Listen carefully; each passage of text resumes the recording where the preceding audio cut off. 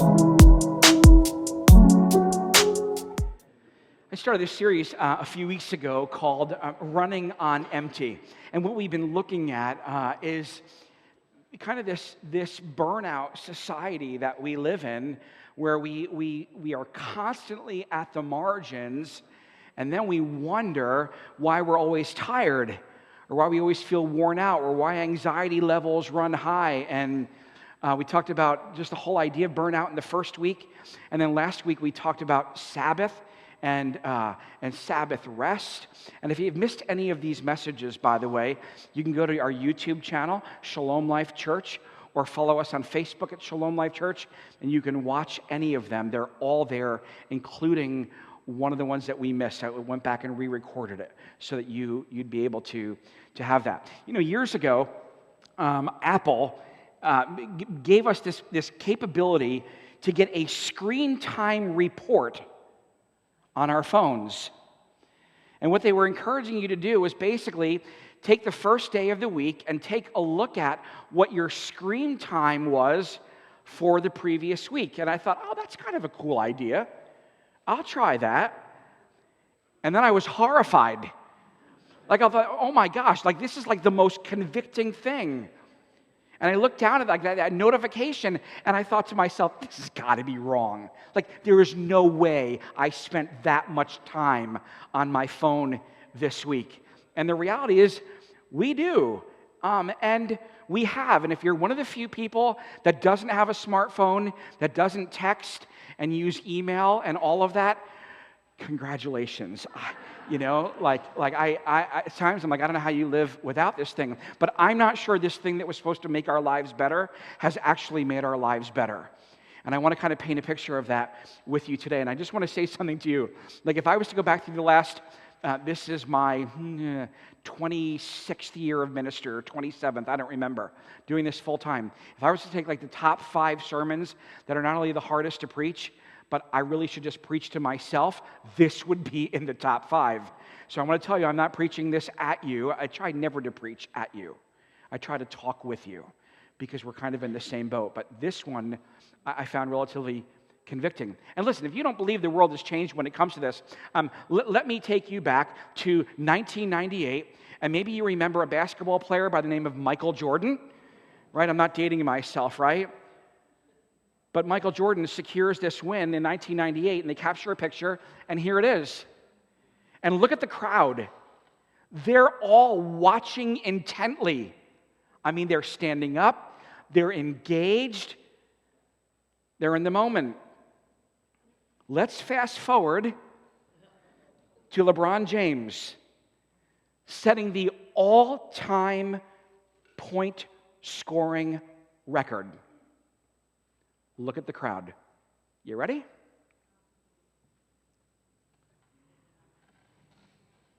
Everybody is on their phones.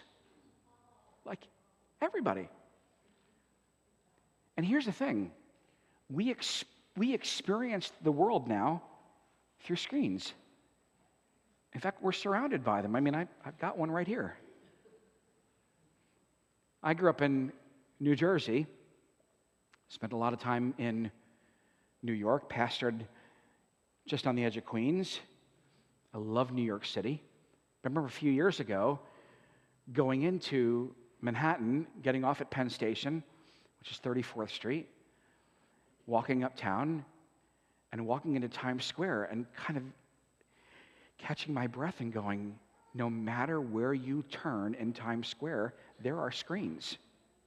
And they're everywhere. And here's the thing. I really believe that if Jesus was here today, like if I told you Jesus was going to come down the aisle and preach the sermon today, I know what you all would do.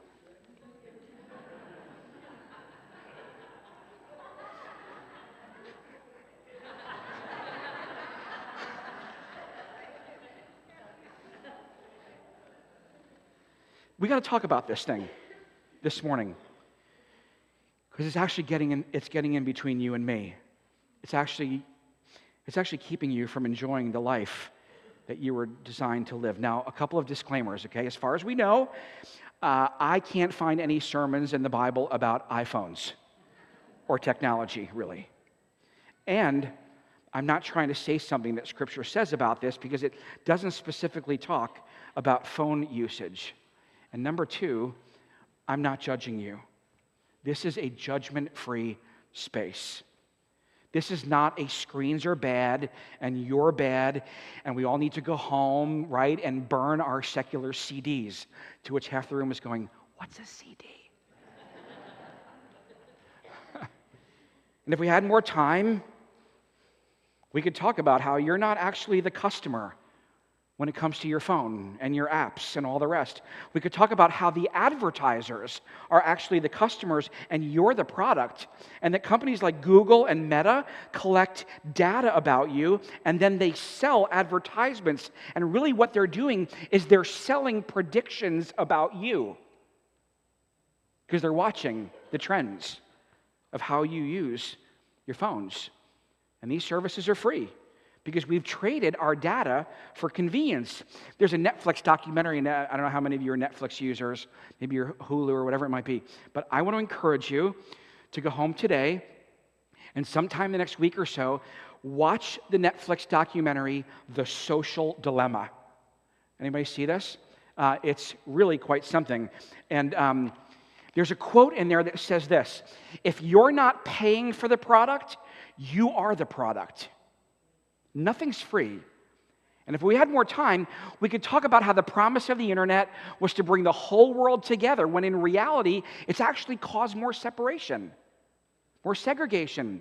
It's more about division than it is diversity. It's driven us further into our silos. And if I had more time, we could talk about how politics fits into all of this. You may not even go online for politics. Maybe you go online to connect with your friends or see what's going on with somebody. But let's face it, is anybody able to go online onto any social media platform and avoid politics? Because it's everywhere. And if we had more time, we could talk about the dangers of AI. But I think the worst thing isn't the rise of AI. It's being on a group text with a whole bunch of people. And then somebody with an Android gets added and the whole thing goes south.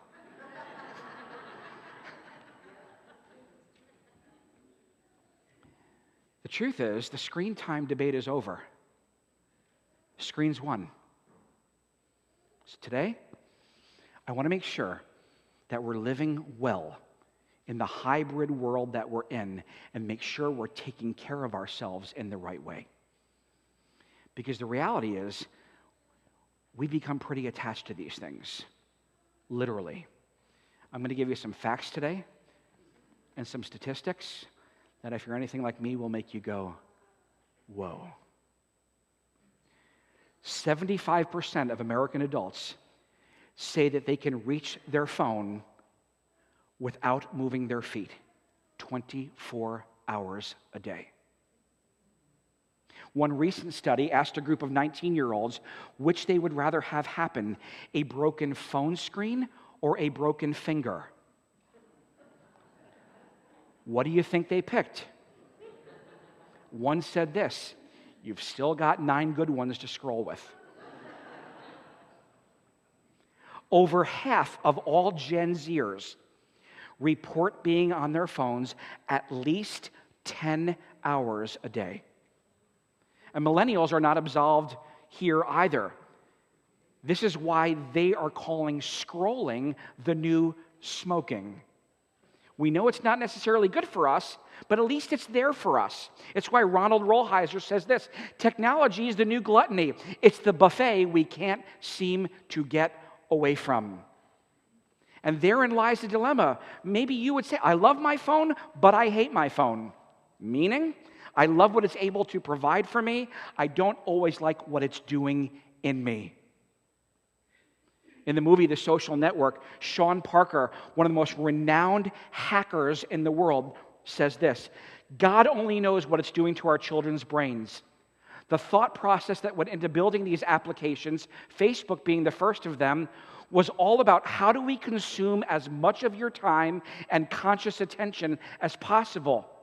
That means we sort of need to give you a little dopamine hit every once in a while because someone likes or commented on a post or whatever.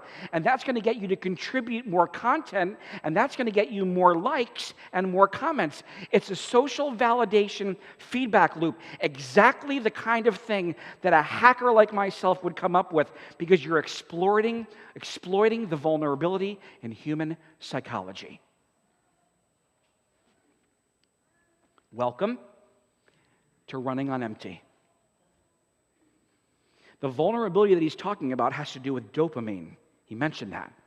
What the tech industry knows is that your brain works like a balanced scale, and pleasure and pain are in the same part of the brain, and your brain needs to stay level, to stay even at all times. And if you're a nurse or a medical professional in the room or just really good at science, you know what this is called: homeostasis.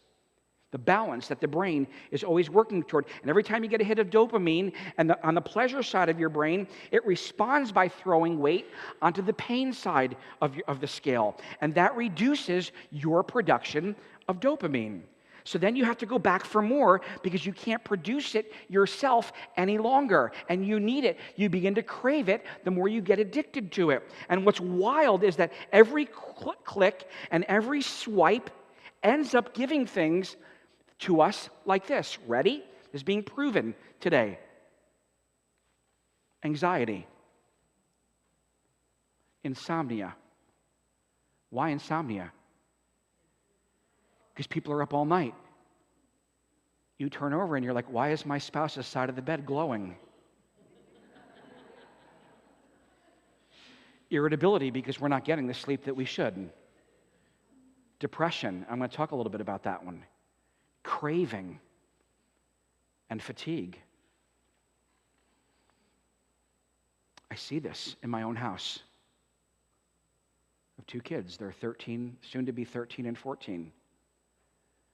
And I don't get it sometimes. It's Saturday. You haven't been doing anything. You're not at school. And I ask the question, how you doing?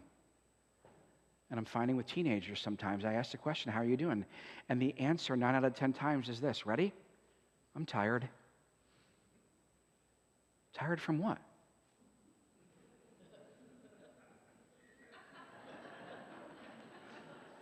I did the laundry. What are you tired for? I did the dishes. I made you lunch. Because something's going on. Something's going on here that we're just beginning to see some of the repercussions of. And I think it's important. And all the teenagers in the room are like nudging their parents going, can we change churches next week, please? And this isn't about that because I'm sitting right next to you on this today.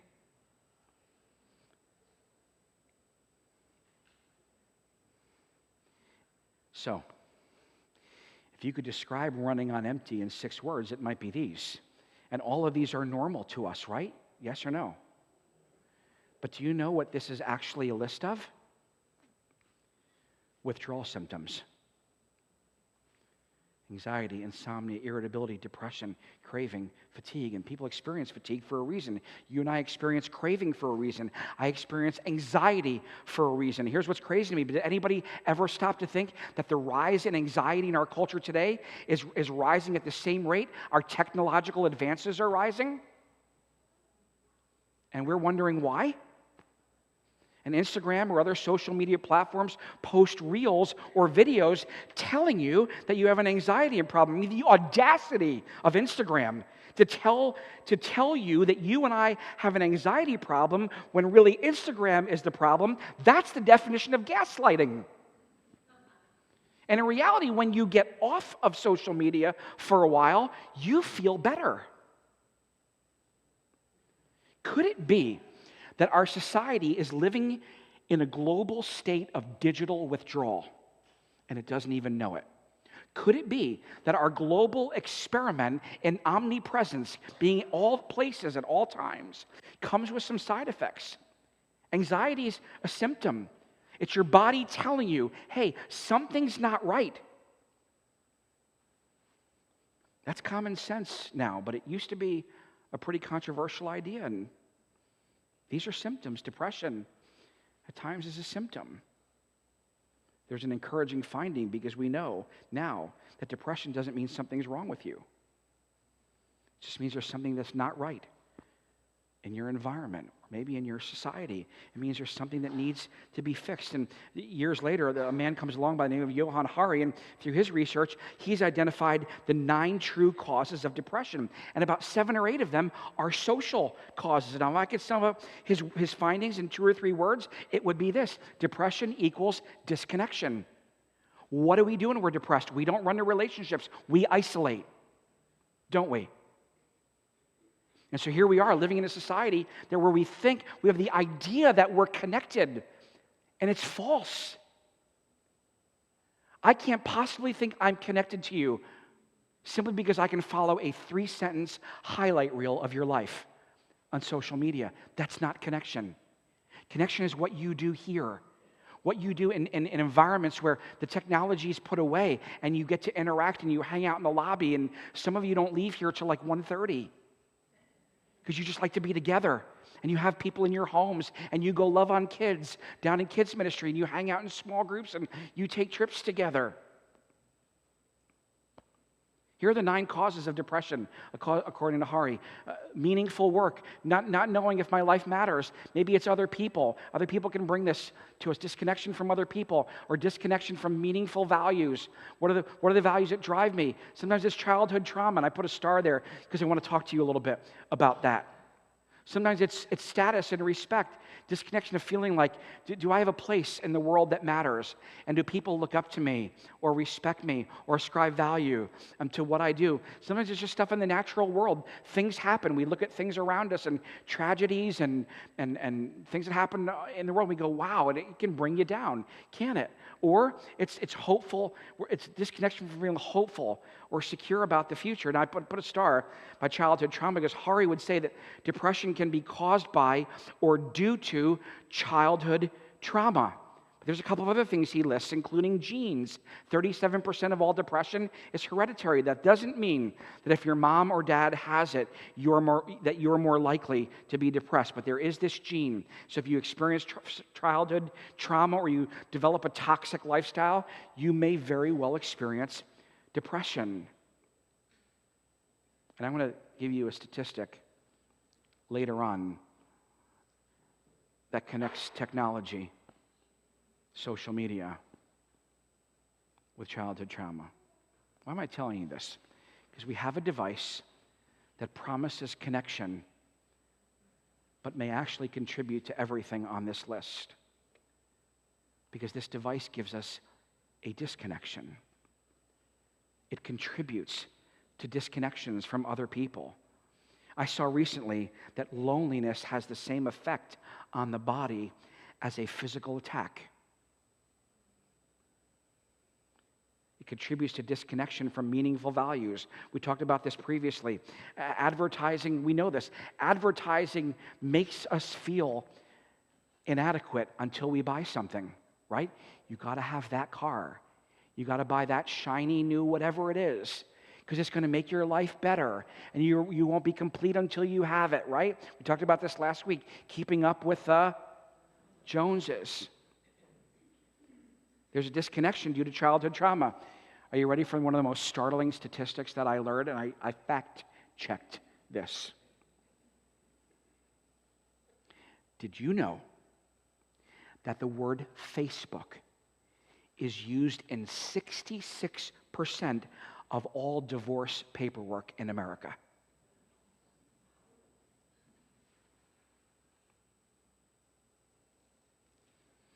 That means your child's own childhood trauma might be in your pocket. When my son Nicholas was 3 or 4, I'll never forget this. He comes flying in the house one day, super excited about something, runs, stops dead in his tracks, and then turns away. And I said, yo, what's up? I'll never forget it.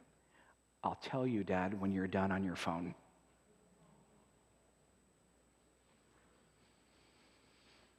So now when I go home and the kids are there, it's time to interact, I put it to the side. There's a disconnection from status and respect. I mean, that never happens online, right? I mean, we're nothing but kind to each other on social media. There's disconnection from the natural world. Pharmaceutical companies can't sell you that, but it's real. And then there's disconnection from a hopeful or a secure future. In a sense, to be disconnected from these things is to be disconnected from God. And because of the hit of dopamine that it gives, we keep going back for another hit. And every time we do, we feel worse afterward. And so we get articles like the one I read in The Atlantic, how smartphones destroyed a generation. Let me just share a little bit from this, and then we'll sail into happier waters. Today's teens are physically safer than teens have ever been because they don't go to the mall. They don't go to parties.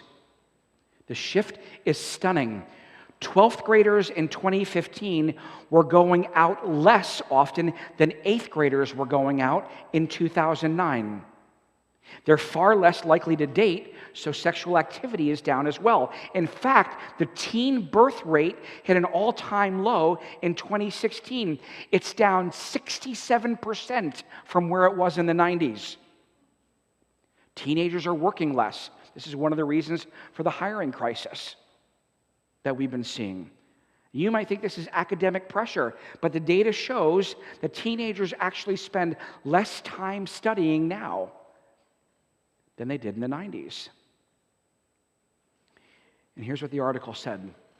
You might expect that teens spend so much time in these new digital spaces because it makes them happy, but most data suggests that it doesn't. The results could not be clearer. Teens who spend more time than average on screen activities are more likely to be unhappy, and those who spend more time than average on non-screen activities are more likely to be happy. There's not a single exception. All screen activities are linked to less happiness, and all non-screen activities are linked to more happiness. And the more time you and I spend on our screens, the more likely we are to experience symptoms of disconnection and depression. Since 2007, the homicide rate amongst teenagers has gone down, while the suicide rate has gotten markedly higher. In 2011, for the first time in 24 years, the suicide rate in the U.S. was higher than the homicide rate amongst teenagers. He goes on and he says, if you were to give advice for a happy adolescence based on this survey, it would be straightforward. Make sure you are setting aside big chunks of time to put down the phone, to close the laptop, and to do something, anything, that doesn't involve a screen. You know, we all know this. We all feel it. How many of you, at one point or another, have said to yourself, I'm not so sure about screens? Anybody? So in the spirit of thinking critically, of trying to live and parent well, I want to look at one verse from 1 Corinthians chapter 6. And it's funny because I'm reading this verse and I'm like, oh, every mom you will meet knows this. Ready? I have the right to do anything, you say, but not everything is beneficial. To which this is Paul's version of, Mom, can I please go out with so-and-so to such and such a place? No. Why? Because I said so. But Mom, so-and-so is going. That's fine. I'm not so-and-so's parent. Which is Paul saying, look, you have the right to do anything. That's what we say. But not everything is beneficial. I have the right to do anything, but I will not be what? Mastered by anything. Now, Paul wrote this in the context of relationships, sexuality. We could apply this to dozens of things today.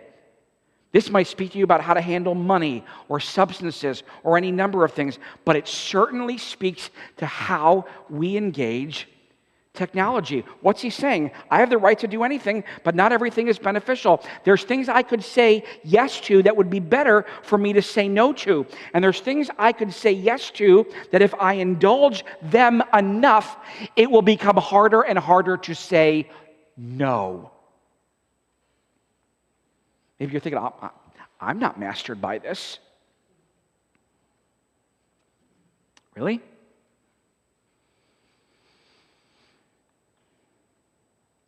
How many of you wake up, don't raise your hand, and immediately reach for your phone? Thoreau said this, we've become the tools of our tools. Paul's saying, don't get caught up in debating of what's wrong and what's right and what you could do. There are no limits in the fight of running on empty. You can do anything. That's the problem, he says. Instead, start having a conversation about what is wise. What's the wise thing to do?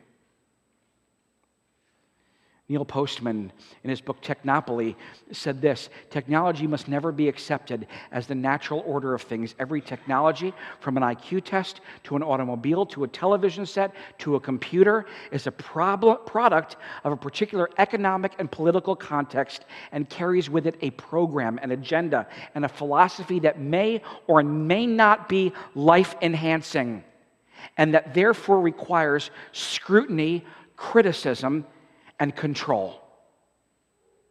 And so, two questions that I want you to ask yourself. It's the question that my mother would say to me as I was a young adult, making my own decisions. She never told me what to do. Well, maybe sometimes. But she had this question, and it irritated the heck out of me. Are you sure that's what you want to do? Are you sure that's the decision that you want to make? Have you thought this through? So 2 questions, and then we're done. 2 questions regarding technology, and particularly this little thing we put in our pocket. Is it beneficial?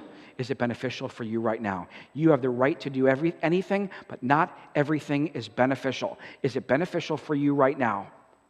One of the questions from week 1 that I asked you a few weeks ago is, what do you actually want? And is your current relationship with this thing producing the type of friendships or relationships that you want? There's a book by Andre Crouch, and I'm going to order some copies of it for those of you that want to buy a copy next week. I wish I would have gotten a little ahead of this. But it's called The Tech-Wise Family. It's outstanding. Here's what he says. Andre Crouch says you need to pause from your phone 1 hour a day, 1 day a week, and 1 week a year. It was hard when I started this with my phone, but now that I've developed the 1 day a week phone-free rhythm, I love it. The problem isn't that you have access to the internet. The problem is it always having access to you. And if you don't think that it does, put your phone down tomorrow morning for half the day on silent, and then go back and count how many notifications you have. Yes, and then if you're anything like me, you need to take this thing off too. Because it sits on your wrist, letting you know. Like half my family right now is sending out a mass Mother's Day text, and I'm feeling it. But it's what we do. And we don't realize it clicks a part of our brain where we think now we have to focus on that. And we don't. We have a little game that we play sometimes with people that we go out to dinner with and kind of trying this thing on. And I've joked around with you about this. Like, next time you go to a restaurant, count how many people in the dining room are on their phones. So we did this little thing where we'd get together with 4 or 5 couples. We'd all go out to dinner, and we'd say, okay, here's the deal. Everybody put your phones in the center. And the first person who grabs their phone gets to pay the bill. And you're like, really? But it's so funny because you're sitting in the restaurant, right, and everybody's talking, you're having a great time, and you're fully engaged. Like on the other part of the restaurant, somebody's phone goes off, and everybody goes, oh, gosh. You know where you hear a text that says, ding, ding, oh, I'm not paying that bill. But it's kind of conditioned us a little bit. Maybe you could establish a phone-free party. What would it look like to get together with a bunch of people and put your phones away and experience the joy of being together, engaging together, growing together? I'll tell you what it would look like. Are you ready? Church. That's what it would look like. Is it beneficial for you? And how about this question? Are you being mastered by it? Phones they're medicating us. And we use them to stop the feelings that are within us that we feel like are bringing us down, and we just constant go. Swipe, swipe, swipe. Look. Watch another reel and another reel and another reel. And not all medicators become addictions, but every addiction starts as a medicator. Our phones will do that. So what's the answer? If none of those things can fix our disconnection, not alcohol, not screens, not the things you can see on screens, not your phone, I'll tell you the answer. There's someone who can restore. Jesus, the one who is broken for you. He is the only one who can fix this. And if you tried to run to other things, stop for a moment. Just stop running and say, God, I want to know your love. I want to know the love that you have for me. I need you to heal me. I love later on in the New Testament, Paul says this, look, since we're surrounded by such a great cloud of witness, let's throw off everything that hinders and the sin that so easily entangles us. And let's run with perseverance the race marked out to us, fixing our eyes on Jesus, the pioneer and the perfecter of our faith. You want a little more margin? How about your faith community? I'm giving you the freedom for a couple of hours every week to put your phone away, to meet people, to talk, to build relationships. Some of you have said to me, and I appreciate it, you said, Dan, this place is a lifeline for me. Why? I've never heard somebody say, your website's a lifeline for me.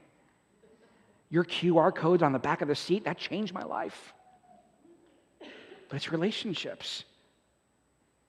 You need to build into your life a time to rest, Sabbath. Pastor Michael did a brilliant job talking about that. Go back and watch it at ShalomLifeChurch on YouTube. Faith community. Screens? Faith community. Because what is a faith community? It's life with Jesus and with each other. These things are not inherently bad. They're not. But they're a problem when they've mastered us. I'm telling you to fix your eyes on Jesus and allow Jesus to do in you what only he can do. Let me pray for you. Thanks, God, for today. And I struggle with this. What might I miss? What if somebody needs me? What am I missing out on? And yet, the things that are so important are within my grasp. My children and my wife, this fantastic church that I love so much. The beauty of the community around us. And I just pray that maybe over the next few days and next week, we might just do a little soul searching, take a little inventory and ask ourselves, is this thing controlling me or am I controlling it? Might be time for a little fast. To say, you know what? I got to take a break from social media. I got to take a break from the swiping and the scrolling and put myself in situations where I get to hear Jesus say, I love you. You are enough. And I am more than enough for you. Show us the way that you'd have us to go, God, and give us the courage to walk in it. I pray that you take every dollar that we're about to give to you and use it to bring a message of hope and life and change. I do pray that we walk out of here each week maybe a little different than when we started, because we look at ourselves in the mirror of who you are and we look and we go, ugh. And then we hear these words from Jesus, I love you. Wow.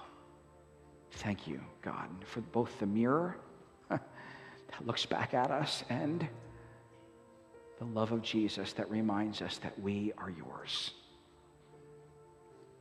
May that message go into Pinckney and Livingston County and around the world. In Jesus' name, amen.